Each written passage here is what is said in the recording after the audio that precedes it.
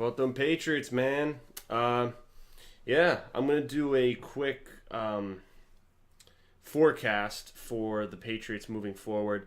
Uh, for those of you following my content, wondering where the weekly reviews of the games were, um, yeah, I've fallen off the radar a bit. I meant to do them a bit more consistently, but ever since I think the last one I did was the Packers game. Um, and I've just been busy and haven't been able to get to it.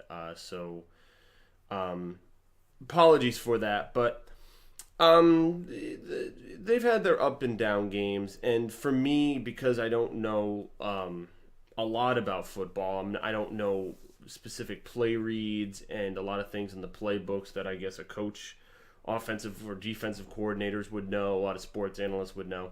Um, it's all and it's really all things I see in the moment. Like for me, the best time to film my review is right after I've watched the game because all of the plays, things that were good or bad, controversial, are all fresh in my head. And if I wait a few days to do a review, then I gotta like go back and watch the replay, and it's hard to assess exactly what I was going to say in order. So often, if I don't have a chance to do it like that night, it doesn't get done. And the games that I missed, I mean, looking realistically here, the Patriot Titans game, that was a disaster. I mean, I don't think my input's really needed on that one. That was just another case of a ex-Patriot coaching their team and knowing exactly how Bill Belichick does his playbook.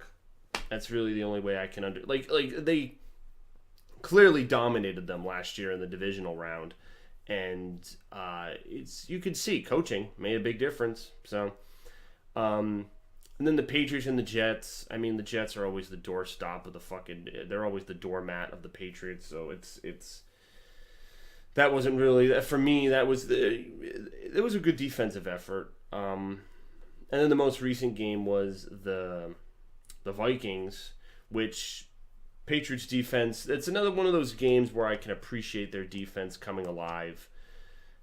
It's especially like making Kirk Cousins like have to release the ball quickly, the cornerbacks covering all of his targets, Thielen, Diggs, and Cousins doesn't have that fast ball release. So if you get defensive ends, linebackers, pass rushers, Trey Flowers especially, you get those guys pressuring him. He's making mistakes, and he did make a lot of mistakes. Yeah, it was an impressive effort for a team that I was kind of nervous. Depending who lost to who, it might matter down the stretch. So looking ahead to what they have left, they got what, 4 games left, and really, there's only one of them which really gives me pause for worry.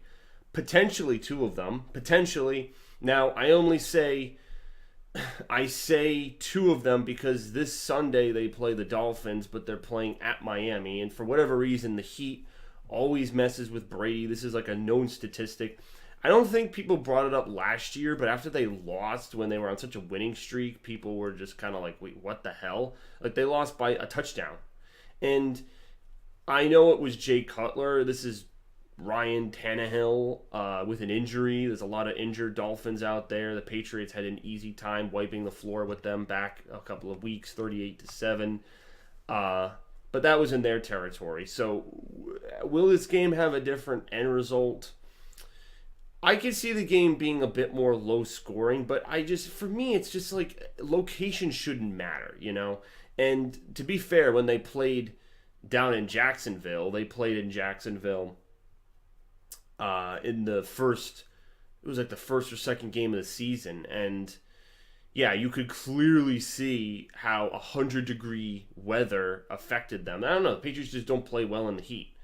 That's why getting home field advantage in the playoffs is always one of is very crucial in part to their victories, because teams that are more southern oriented, like the Jaguars last year in the AFC Championship, they were more southern oriented, so having them come up in the cold is a bit disorienting. And but the thing is, the Patriots have had impressive wins down in Miami. I mean, but the annoying statistic is that there's more. I think it's 6-9. The Patriots are down in Miami with Brady and company, and the 6 wins tells you it's possible. But for me, it's just frustrating because it's a game they cannot afford to lose because you have the Steelers, which is really the only game that gives me worry. That's like their last competitive game of the season. The Steelers, the Bills and the Patriots.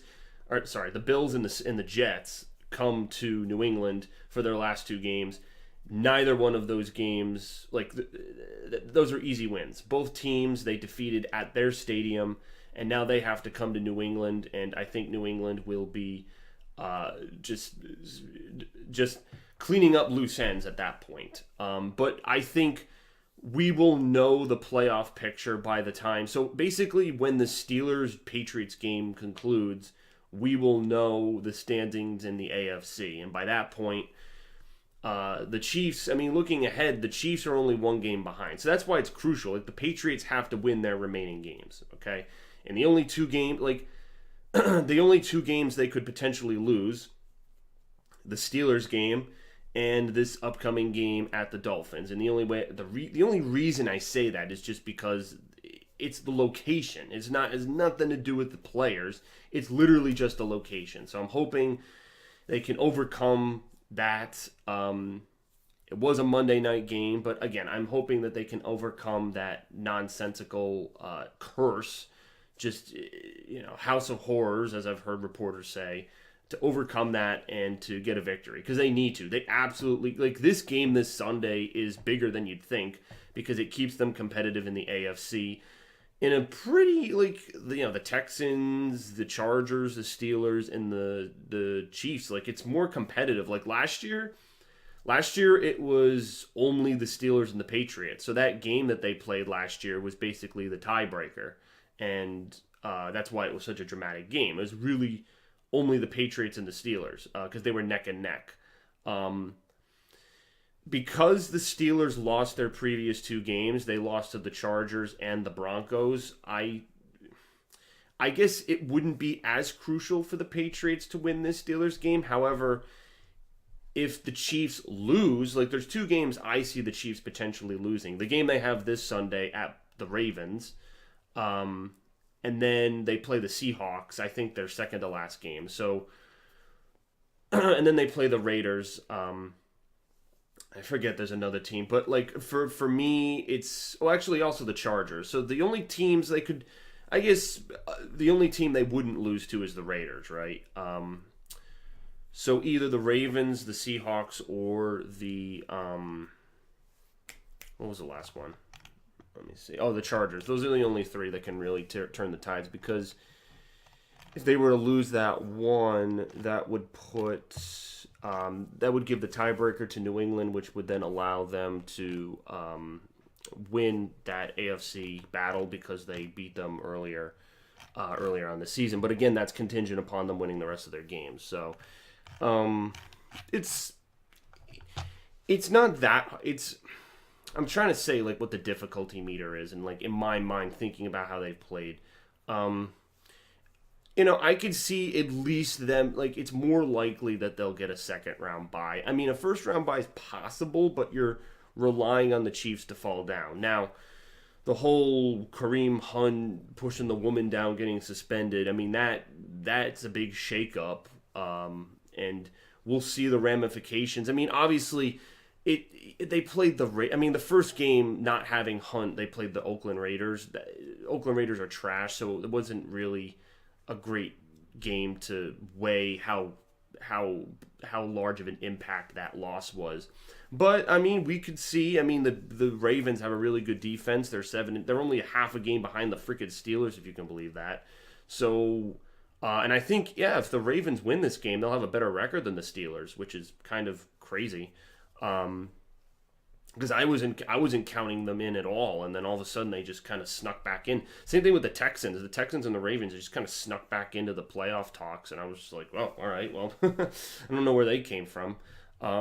Considering the Texans lost to both, Patriots, and they lost to the Giants early in the season, so So two weird. Like I think they had it. They started with a really bad losing record, and they kind of just caught steam as the season went on. So it's an interesting picture. In terms of teams that they could play down the stretch for the playoffs, obviously you got to get it at home. It's funny because I was thinking to myself, most likely the team I'm thinking they're going to play in the divisional round will be the Texans once again. So it'll be like their week one game. And, you know, cold January in New England. If New England has the bye, either if they're a second or first seed, that's going to be good. They'll get all their players rested and they'll face a team that gets beat up. Who will it be? I don't know. It's probably going to be a team with a good defense. I mean, your two good defensive teams are the Ravens and the Texans. You have the Chargers, who've got an aging Phillip Rivers. They got a good core. Steelers, maybe. I mean, if the Steelers drop, then they'll have to play someone in their division. The Chiefs, I mean, in my mind, I see the Chiefs being like more of an AFC championship kind of thing, but who knows? I mean, Andy Reid has a history of choking in the playoffs, so maybe he chokes in a divisional game and then someone else comes to New England. Who knows? And that would be important. So let's say the Chiefs do have the number one seed in the AFC and the Patriots have the number two. The Patriots win their divisional game. The Chiefs win the Chiefs lose their divisional game. That would mean that New England would host the home team for whoever beat the Chiefs. Because since they're out of the playoff picture, New England is now the top. So, for me, I mean, field of play is really important. And obviously, I was just mentioning that with the whole Miami situation. We'll have to see. We'll have to see where things go.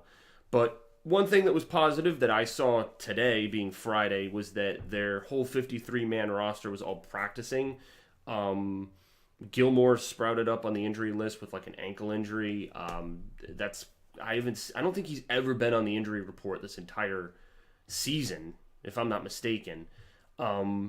Seeing Brady and Gronk removed is it makes me feel better. I know Gronk's still dealing with stuff behind the scenes with his back and his ankle. I know that he'll never be 100% like he was back in the good old days, just a few years ago, really, before he took all of those really nasty injuries. But we'll have to see. I mean, again, there's no reason they should lose this game because the games that they lost, the ones like to the Titans, Gronk wasn't playing in that game. Like there were key members of their team that weren't playing, and all of their losses. I mean, you see where they were. The Jaguars, the Lions. I mean, those came back to back. Those were back to back losses they had, and that was early in the season. That was before they had Josh Gordon. That was when Edelman was still suspended. Gronk was still kind of loofy on his injuries and stuff. So I think that offense is more complete. And Belichick and the Patriots, they do this every season. They use the first couple of games as like a mini preseason to test their defense, their offense, what's working, what's not. And they also don't like to give a lot away because teams that face them down the stretch can use their earlier games as footage and film. And so if Belichick's trying to disguise coverage and plays that he's running, that can help them for the matchup they have.